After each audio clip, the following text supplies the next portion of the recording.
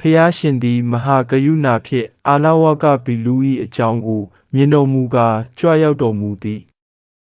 ဘီလူသည်အမျိုးမျိုးရန်ပြုတော်လဲဖျားရှင်၏တန်ခိုးတော်ကြောင့်အစွမ်းမထက်ခဲ့ပေ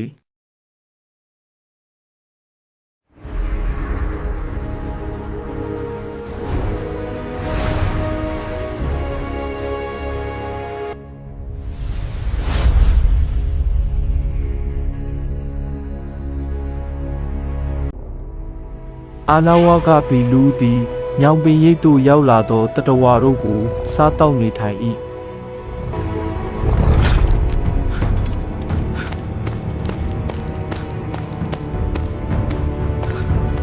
အာလဝီမင်းကြီးသည်ကြောက်ရွံ့စွာဖြင့်နေ့စဉ်လူတစ်ယောက်ပို့ဆောင်မည်ဟုကတိပေးခဲ့သည်12 တိုင်ကြာသောမြို့သူမြို့သားတို့၏ငိုကြွေးတန်တို့ဖြင့်ပြည်ကြီးသည်စိတ်သုံးတော်မူအခြေအနေသို့ရောက်ခဲ့သည်ဖျားရှင်သည်မဟာကရုဏာဖြင့်အာလဝကဘီလူ၏အကြောင်းကိုမြင်တော်မူကာကြွရောက်တော်မူဘီလူသည်အမျိုးမျိုးရန်ပြုတော်လဲဖျားရှင်၏တန်ခိုးတော်ကြောင့်အစွမ်းမထက်ခဲ့ပေဖျားရှင်သည်အာလဝက၏မေခွန်းများကိုဖြေကြားတော်မူသည်